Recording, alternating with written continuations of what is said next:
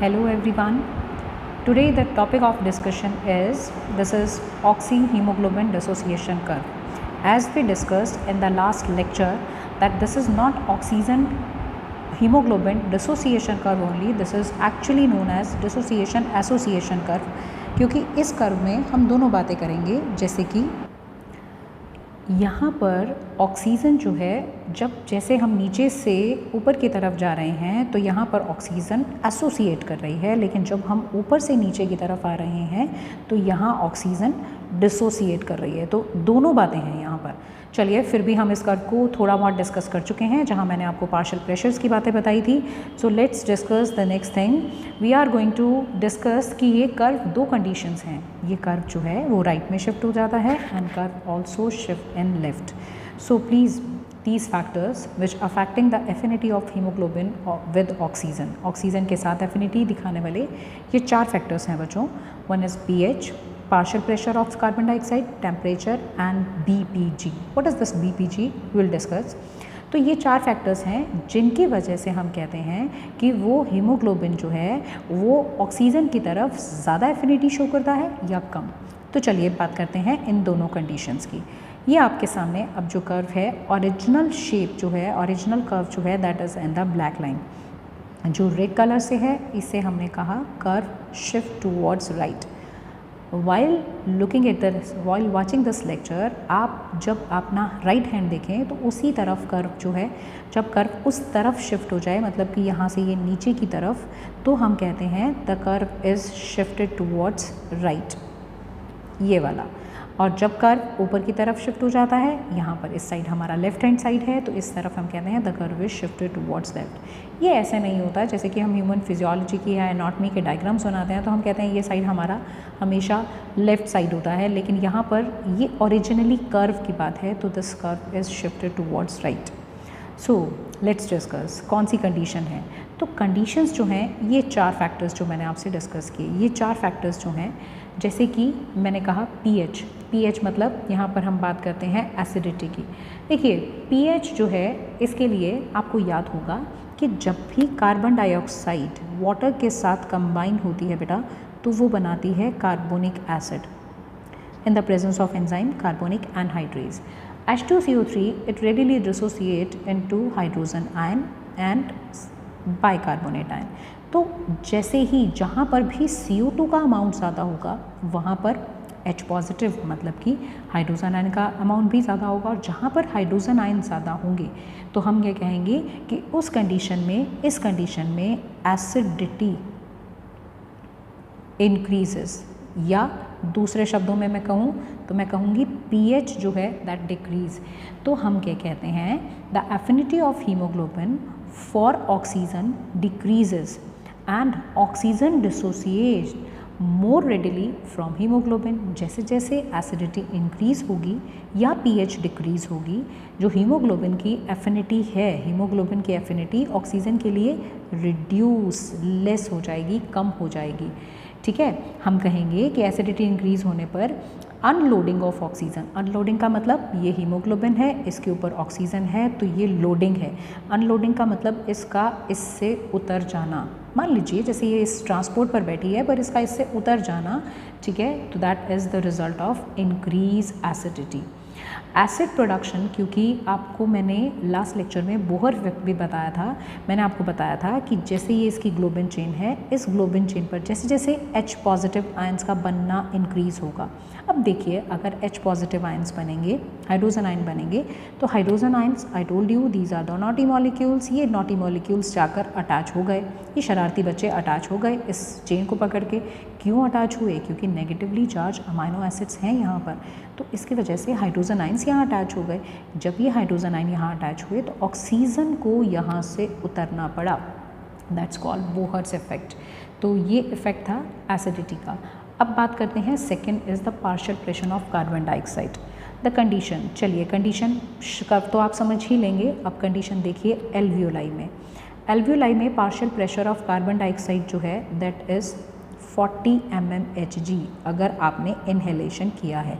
लेकिन अगर हम सेल की बात करते हैं, द सेल जिस सेल के अंदर अभी अभी रेस्पिरेशन हुआ हो, उसने ऑक्सीजन यूज़ कर ली हो, कार्बन डाइऑक्साइड प्रोड्यूस की हो, तो इस सेल के अंदर partial pressure of carbon dioxide जो होता है दैट इज़ 45 mmHg।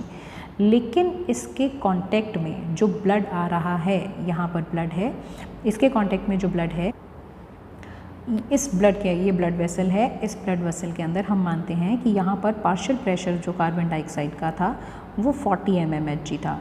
अब पार्शियल प्रेशर यहाँ पर ज़्यादा है सेल में, तो सेल अपने हाई पार्शियल प्रेशर से कार्बन डाइऑक्साइड को डिफ्यूज़ करवा रही है यहाँ पर, किसके अंदर, ब्लड में। तो जब पार्शियल प्रेशर कार्बन डाइऑक्साइड, हम बात कर रहे हैं सेल का, CO2 that can also bind to haemoglobin and having the same effect जैसे कि हाइड्रोजन का होता है, जैसे कि H पॉजिटिव आयंस का, हाइड्रोजन आयंस का होता है।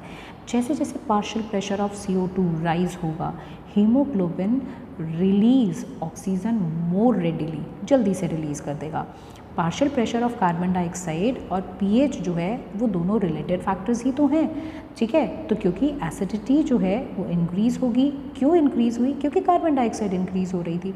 और कार्बन डाइऑक्साइड आपको याद है कि जब कार्बन डाइऑक्साइड इंक्रीज़ होगी तो वाटर से कंबाइन होगी, कार्बोनिक एसिड बनाएगी and H positive and bicarbonates बनेंगे। तो इसका मतलब partial pressure of carbon dioxide is also very important factor. So first factor done, second factor done. Let's talk about the next factor, that is temperature. Temperature देखिए, within limits अगर मैं बात करूँ तो जैसे जैसे टेम्परेचर इंक्रीज होगा, ठीक है, amount of oxygen release from the haemoglobin जो है वो इंक्रीज़ हो जाएगी। मतलब जैसे जैसे टेम्परेचर इंक्रीज़ होगा, अमाउंट ऑक्सीजन का अमाउंट जो कि हीमोग्लोबिन से रिलीज़ हो रही है वो बढ़ जाएगा। अब ऐसा क्यों? This is very simple funda, very simple concept, listen to me carefully. हम ये कहते हैं कि जब भी किसी सेल ने, दिस इज़ द सेल, ठीक है, अब हम बात करते हैं कि इस सेल ने रेस्पिरेशन किया। जब इस सेल ने रेस्पिरेशन किया, the cell is doing respiration and cell is producing carbon dioxide. The cell is producing carbon dioxide because the cell is indulge in metabolism. अब हीट जो है, please mark my words, heat is the byproduct of metabolic reaction for all the cells, and the heat released by contracting muscle fiber tend to raise the body temperature. We know this is very simple thing. तो the acid release हुआ है, carbon dioxide produce हुई है, temperature increase हुआ है, ये सारी condition कहाँ की तरफ इशारा कर रही हैं? यस, मेटाबॉलिकली एक्टिव सेल की तरफ। तो यहाँ पर हम कहेंगे तो metabolically active cell, actually metabolic reactive cell producing more and more carbon dioxide and also producing temperature, also producing heat. So heat वहीं पर ज़्यादा होगी जहाँ पर सेल ने कार्बन डाइऑक्साइड प्रोड्यूस किया है। अब आप एक्सरसाइज को ही देख लीजिए, जैसे जैसे आप ज़्यादा एक्सरसाइज करेंगे आपकी सेल ज़्यादा मेटाबॉलिज्म करेगी, ज़्यादा कार्बन डाइऑक्साइड प्रोड्यूस करेगी, तो हीट का प्रोडक्शन भी तो बॉडी में ज़्यादा होगा। Of course you are sweating more during when you are doing any kind of exercise. तो एक्चुअली एसिड और हीट जो है that actually promote release of oxygen from oxy haemoglobin, ठीक है। तो I think the temperature is clear to you. Now let's move to the next factor, this is BPG. Actually this is the substance which is found in the red blood cells. इसका पूरा नाम क्या है? This is known as 2,3-bisphosphoglycerate. This is 2,3-bisphosphoglycerate. This is the complete name of BPG. This BPG previously इसको कहा जाता था DPG, पहले इसको कहा जाता था DPG एक्चुअली डाइफॉस्फोग्लिसरेट। अब ये BPG कहाँ से आया? एक्चुअली क्या है कि जब RBC के अंदर, मतलब कि बेसिकली हम बात करें ये कहाँ बनता है, तो हम कहते हैं या RBC के अंदर बनता है जब RBC के अंदर ब्रेकडाउन होता है किसका? ग्लूकोज का। आपको याद होगा सेल के अंदर होता है ग्लाइकोलाइसिस। जब सेल के अंदर होता है ग्लाइकोलाइसिस तो उसके अंदर ग्लाइकोज मीन्स ग्लूकोज की बात कर रहे हैं, लाइसिस मतलब स्प्लिटिंग की बात कर रहे हैं। तो हम कह रहे हैं कि ग्लूकोज जो है when it is converting into pyruvic acid, this process is called glycolysis. तो इस ग्लाइकोलाइसिस में इसमें बीच में एक प्रोडक्ट बनता है, this is actually during the production of ATP this process glycolysis BPG बनता है। अब ये BPG है, अगर ये एक्यूमुलेट हो जाता है, ये डिक्रीज करता है affinity of haemoglobin for oxygen and help the unloading of oxygen from haemoglobin. So it should be very clear to you. तो BPG वैसे क्या करता है, अगर आप और डीप में इसको जानना चाहते हैं तो आप एक बात और याद रख सकते हैं कि BPG है it combined with the haemoglobin. Haemoglobin में आपको याद होगा, हीमोग्लोबिन मैंने आपको बताया था कि there are 2 alpha and 2 beta chains, और ये क्या करता है, उसकी जो 2 बीटा चेन्स हैं हीमोग्लोबिन की, जो 2 बीटा चेन्स हैं, ये उनसे कंबाइन होकर एक तरह से उनको इस तरह से लॉक कर देता है। लॉक कर देता है तो मतलब कि क्या है कि हीमोग्लोबिन जो है वो उसकी एफिशिएंसी कम हो जाती है। तो haemoglobin BPG combine with the haemoglobin and terminal amino group जो है बीटा चेन्स के उन पर बाइंड होकर उनको लॉक कर देता है, और हीमोग्लोबिन जो है वो ऑक्सीजन से लेस टाइटली बाइंड होता है। एक बात और याद रखेंगे, फीटल हीमोग्लोबिन आपको याद होगा, फीटल हीमोग्लोबिन जो है that is showing less affinity towards this BPG because why, because foetal haemoglobin is not having beta chains. In the previous lectures, I told you about the structure of fetal hemoglobin. We discussed it. The fetal hemoglobin is not having beta chains, so it is having less effect of the BPG. Foetal haemoglobin जो है वो वैसे भी adult haemoglobin से different होता है। अब fetal haemoglobin जो है उसकी वैसे भी हायर एफिनिटी होती है ऑक्सीजन के लिए। HbF जो है it is having higher affinity of towards oxygen in comparison to adult, क्योंकि BPG इससे लेस स्ट्रांगली बाइंड होता है।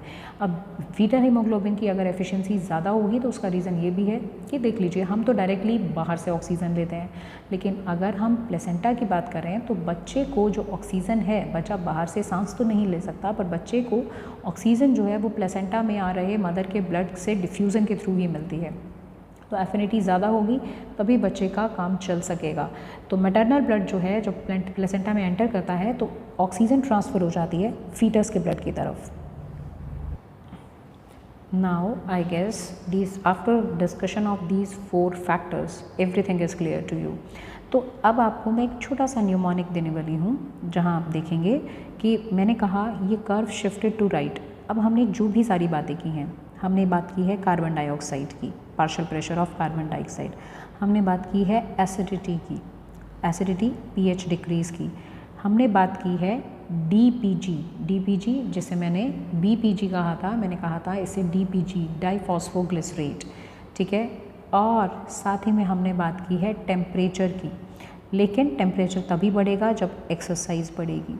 तो ये दिस इज़ 1 2 3 4 5, ये जो 5 कंडीशन है that is shifting towards a curve right.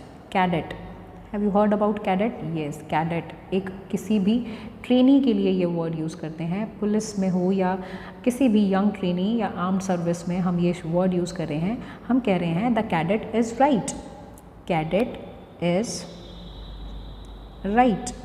This is just the mnemonic for you कि आप याद रख सकें कि ये सारी कंडीशन अगर इंक्रीज़ होंगी, मतलब partial pressure of CO2, acidity, DPG, yes, I'm not writing B because of completion of this mnemonic, तो B नहीं D, DPG, एक्सरसाइज, टेम्परेचर, ये सारी कंडीशन अगर हाई होंगी, इंक्रीज होंगी, the curve will shift towards right. Exactly, the curve will shift towards right and all the conditions, अगर ये सारी की सारी कंडीशंस अगर रिवर्स होंगी, the curve will shift towards right, left sorry, the curve will shift towards right. और ये सारी कंडीशंस हमें मिलती कहाँ हैं? सेल के अंदर। जब सेल मेटाबॉलिकली एक्टिव हो तो पार्शियल प्रेशर भी हाई होगा, एसिडिटी भी ज़्यादा होगी, सीधा सीधा कार्बन डाइऑक्साइड के साथ रिलेशन है, DPG भी हाई होगा, एक्सरसाइज ज़्यादा होगी तो, और टेम्परेचर एक बाय प्रोडक्ट ही है, हीट बाय प्रोडक्ट है मेटाबॉलिज्म की। तो यहाँ पर आपको ये क्लियर होता है कि कर्व अगर राइट में शिफ्ट हो रहा है तो इट मीन्स ये सारी कंडीशन एक मेटाबॉलिकली एक्टिव सेल की तरफ इंडिकेट कर रही हैं, मेटाबॉलिज्म की तरफ, ठीक है। और ऑपोजिट कंडीशन, ये वाली कंडीशन आपको कहाँ मिलेंगी? ये वाली कंडीशन हमें मिलेंगी एल्वियोलाई में, क्योंकि एल्वियोलाई में पार्शियल प्रेशर ऑफ CO2 कम होगा, उसी की वजह से एसिडिटी, DPG कम होंगी, एक्सरसाइज नहीं, टेम्परेचर भी नहीं। तो ऐसे में यहाँ पर कर्व जो है वो जैसे भी मतलब इस तरफ से मतलब कि लेफ्ट में शिफ्ट हो जाएगा. So this is the explanation that why the curve shift towards right and left. I hope everything is clear to you. Thanks for listening.